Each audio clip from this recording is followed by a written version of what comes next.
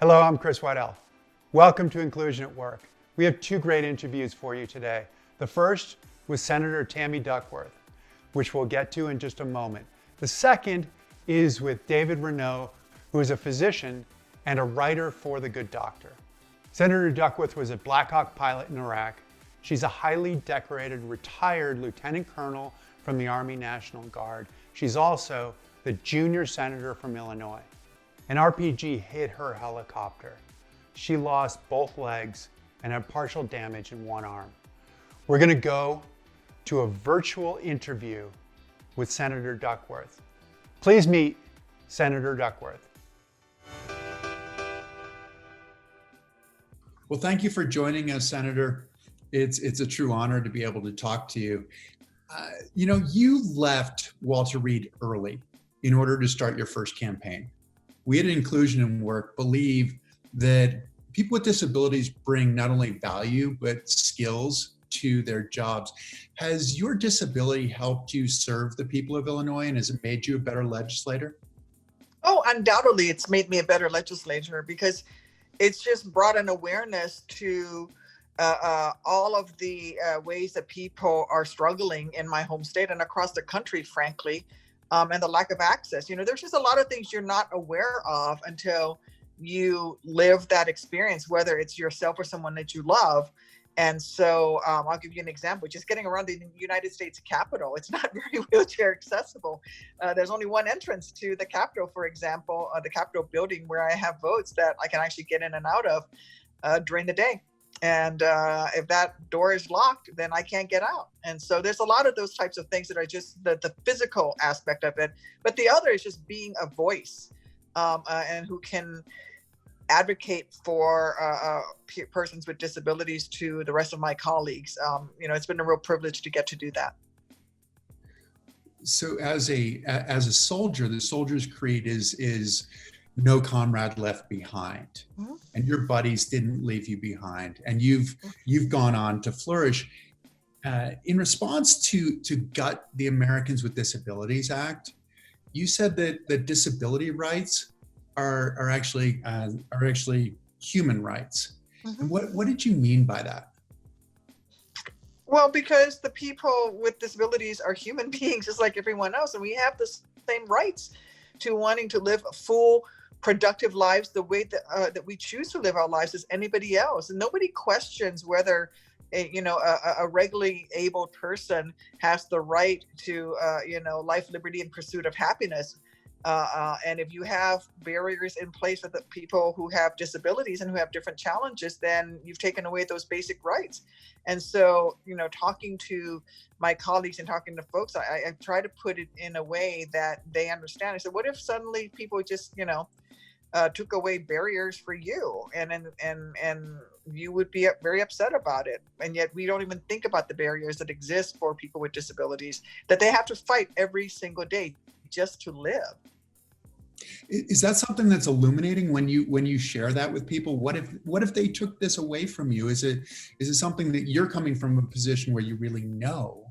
And do they look at things differently? It is, part of this was, for example, the recent fight to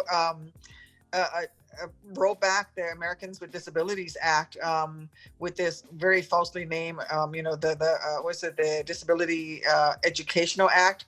And basically it was just going to say that businesses did not have to guarantee ADA compliance, and you could just go to the back door and explain to the business why you should have access, and they get to wait 6 months.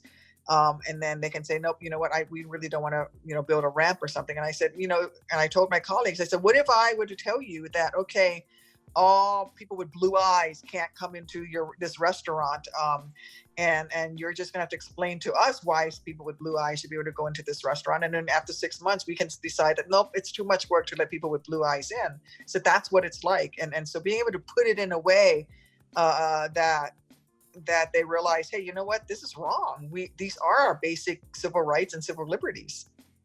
It's wrong, and it almost seems arbitrary in some ways, right?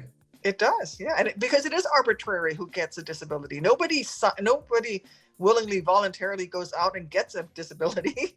You're either born with one or something happens and you develop one. And so disabilities are arbitrary. And sometimes there's a need for incentive, though, isn't it? I mean, when you were in Illinois, you were instrumental in creating tax incentives for veterans, and the Disability Employment Incentive Act is trying to do something similar for people with disabilities, because sometimes it's hard to get through that door. In this divided world, do you think that there is an opportunity for that to pass? I think there's an opportunity for that to pass under a Democratic president, which we'll have with Joe Biden, but I don't know that it will pass a Republican-controlled Senate. I think that if you had Democratic control, it would have a great opportunity to pass. I just don't know. Where my Republican colleagues are. They were, for example, willing to vote to roll back disability rights, even when it was explained to them that these are basic civil rights that you're talking about. That said, I, for example, have been writing a piece of legislation that would create a grant program for mass transit authorities to make their mass transit system, whether it's bus or subways, completely ADA compliant. And I've gotten Republicans who like the idea and who are considering co-sponsoring it. So maybe the carrot approach is best. But I will tell you, it shouldn't. We should be doing it because it's right, not because you're being paid to do it. I think that's it. And we're looking at a lot of lost opportunities. Mm-hmm. It was heartening to see that President-elect Biden mentioned disability in his celebration speech. I mean, that was a historic moment. He's also making a concerted effort for employment, for integrated and competitive employment. How can you be helpful on that end? Well, I will tell you that he reached out to me fairly early on as he was writing his platform for disability issues. And I'm very pleased to say that I was able to be part of that process and reviewing what they had put forward and making some suggestions for changes. For example, the plan originally had called for having a representative for disability issues at every single department in federal government, so that there would be a person with disability issues at Homeland Security, at DOD, not just at education, not just at Health and Human Services, but in every single agency, which is very, very true. You need that. I made the recommendation that they should have one also at the White House who coordinates and would answer directly to the Office of the President, which each one of those specialists at each of those departments. And he agreed to it. And so I also asked Judy Heumann, who was at the State Department previously and real leader in this issue, actually one of the original fighters for the ADA. And she was part of helping him to refine his plan. So I'm very, very pleased that they've been so active and have reached out to leaders within the community to make sure that what they want to do is really, truly what we in the disability community think is the correct priority list. Well, we know you have to get going. Thank you very much for the time that you've given to us, for your commitment to the country and for your commitment to people with disabilities. And thank you and good luck. Thank you. Thanks for having me on. Thank you, Senator Duckworth. Now please join Nadine Vogel for her interview with David Rennell. Hi, I'm Nadine Vogel, and welcome to Inclusion at Work. I am so excited to be your host today to interview David Rennell. David is a screenwriter, a producer. He's someone who has a disability and has just had amazing success in the entertainment industry. I'm really looking forward to him sharing with you how he's had those successes and what does disability and accessibility in the entertainment industry look like today, and hopefully what it'll look like in the future. I look forward to sharing his story with all of you. First thing I'd like to do, David, is just ask you to share a little bit about your background, because I think you have a very interesting background that folks would like to hear about. Yeah, so I'm actually trained as a medical doctor. I went to med school and took family medicine residency program, and then I practiced medicine for 10 years.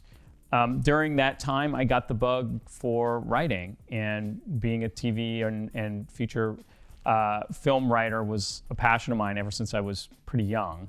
And I found my way back to it after I finished medical school and all my training, and decided to get a little bit of education under my belt in that regard. I went to UCLA and got an MFA in screenwriting, and then I moved from there. I transitioned into writing starting with, actually, the first show I started with was not a medical show at all, even though I thought that's how I was going to get my big break. Was actually a soap on ABC called Blood and Oil. And I wrote on there for my first year. And then I transitioned over to writing for medical shows, medical procedural shows. And now, as you know, I'm on The Good Doctor, writing on The Good Doctor. Absolutely. And so it's interesting because you have so many different perspectives that you're able to bring to this show. Do you want to share that with us a little bit? Yeah, it was fun whenever I have looked at a script, when I'm looking at whether I want to apply for a show, I always look for both a connection that makes logical sense, that I can contribute to the room. And obviously this was a medical show, and I said, well, I know medicine, so that's a great way I can connect with the show. But I'm more interested in what kind of personal connection I'm going to have, because any doctor can come and say, hey, I can bring some medical stories and medical ideas to a show. I want to know what I can bring personally to the show. And when I read the script for The Good Doctor, my first thing that drew me to the show was not the medicine, but it was the fact that this was a character who had a disability and was struggling to sort of find acceptance. Because that first pilot episode of The Good Doctor was very much about, can this person do this job if he has autism? And so that, as a person who had applied to medical school with paraplegia, because I had a car accident, which I had when I was 19 years old. So this was before medical school. As someone who had applied and faced a lot of the same questions and been challenged by a lot of those same issues that Sean Murphy was facing in The Good Doctor pilot, I was really drawn to that. And so when I had my meeting with David Shore about the show, that's mainly what we talked about. We talked a little bit about the medicine, and I just came off a medical show with Jason Katims, had a medical show on the air for a season, and we did talk a little bit about that and how I broke story medically and how I helped the writers, and how I would help him tell the stories he wanted to tell procedurally. But really, most of the discussion that David and I had was about my experience as a person with a disability, trying to overcome some of the challenges of working as a doctor. Right, absolutely. And I think that really brings about this issue of authenticity and authentic representation, both in front of the camera and behind the camera. So let's start with behind the camera, because that's where you are, and then we can move to in front of the camera. Yeah. What are your thoughts about that, about this issue of authentic representation? I mean, we hear this all the time, and although the character has autism, certainly it still represents disability, I think, at large. But I'd love to hear what your thoughts are on that. Yeah, I think there's a lot of discussion in Hollywood right now in general about diversity and representing diverse voices. And that obviously that was never intended to apply to people with disabilities. That was always about, diverse representation.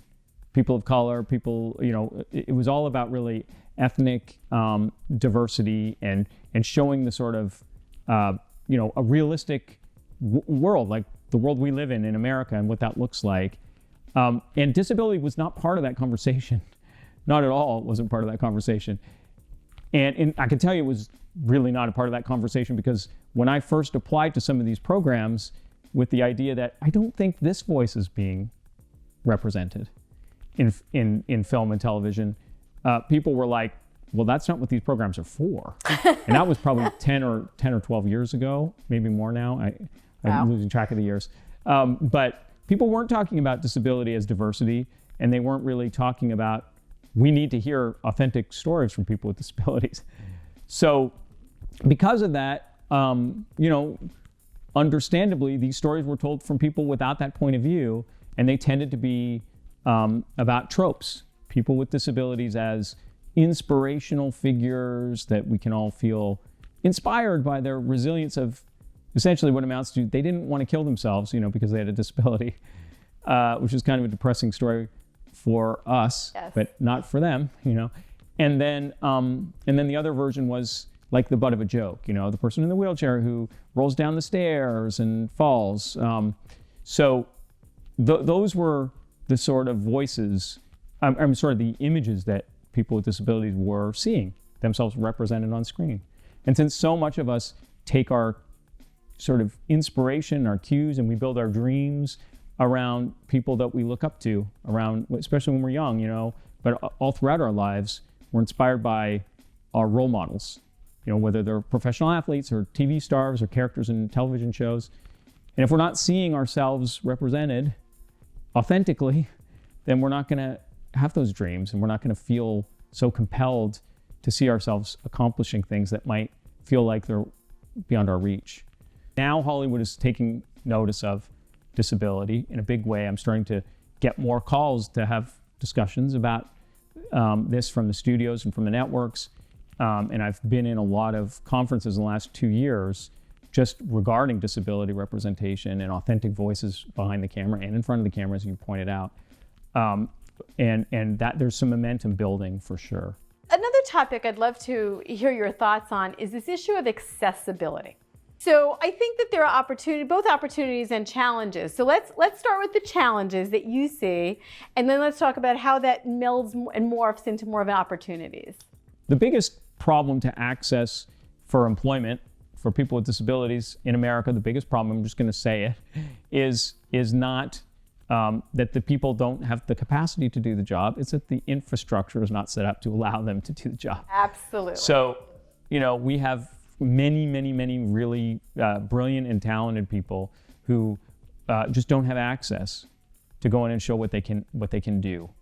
And in the film industry, that is true. It's old Hollywood. It's an old town with lots of stairs and lots of problems with accessibility. And those are obstacles we all have experienced. And I'm just going to talk very specifically from a writer's point of view, although I have plenty of experience on set as well. You could talk about it all. Getting into a writer's room for a writer usually involves first working as a writer's assistant, and then if you're lucky and you perform well and your showrunner is excited about your writing, you can maybe work your way up to a staff writer, which is an entry-level writing position on a show. Well, those writer's assistant job or writer's PA job, writer's assistant jobs, often involve things like running around and getting coffee and going and doing a lot of things that have absolutely nothing to do with writing, but help a writer's room function and flow. And if you can't do those things because you physically can't, even though you're a brilliant, talented writer, you will never get that job.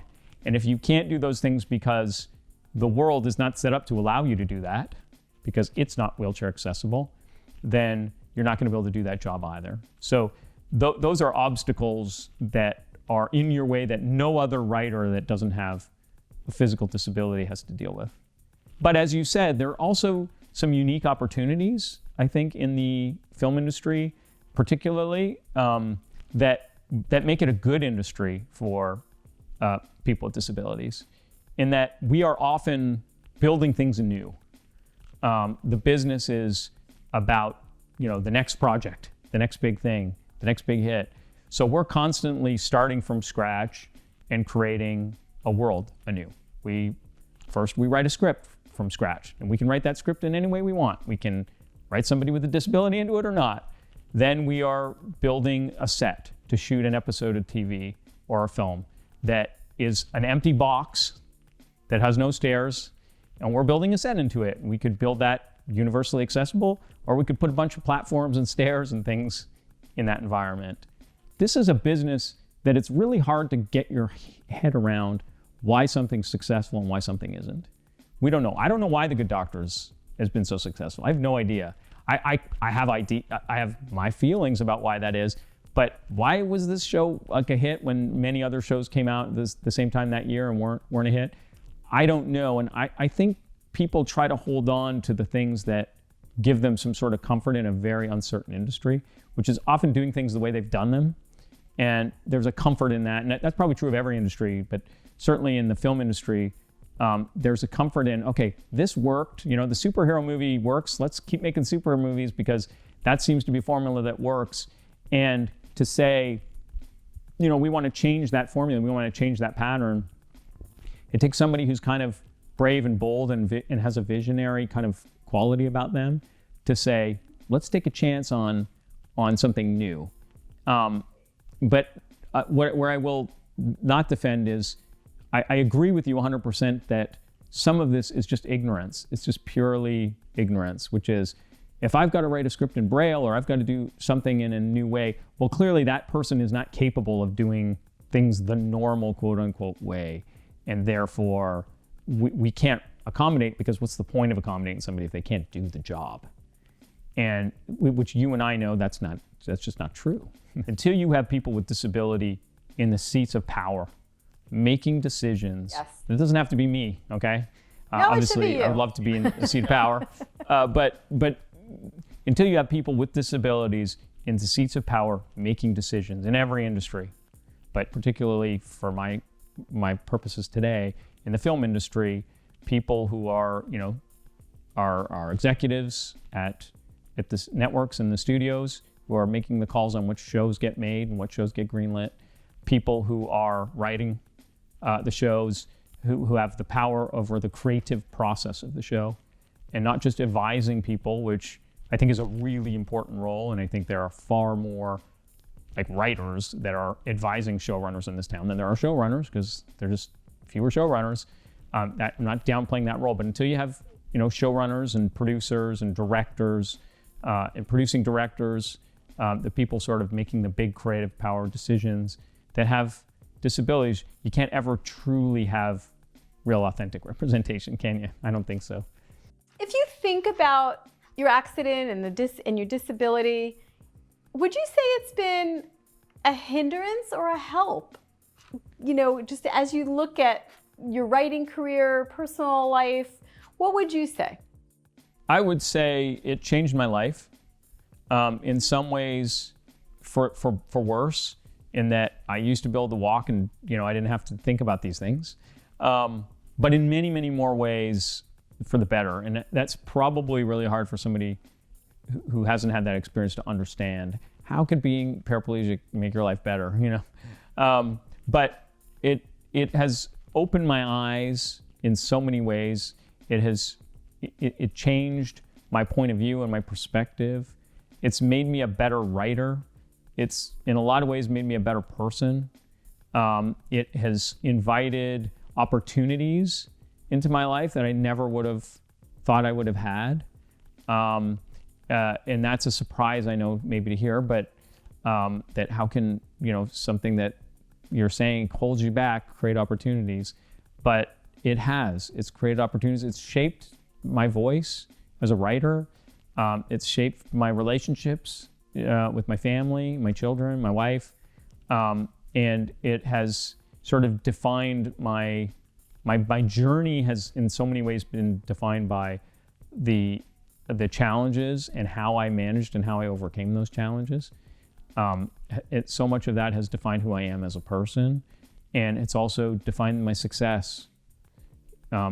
So just the very fact that we're having this conversation, I don't know that I would be having this conversation with you had I not had an accident and been paraplegic. I don't know what I'd be doing, but probably not this. You have done some amazing things. Put disability aside, okay? We'll add disability to it, but put the disability aside. You've done some amazing, amazing things versus a doctor. Now as a writer, a producer, you have your own production company. I think the disability is just kind of a plus. It just adds to it.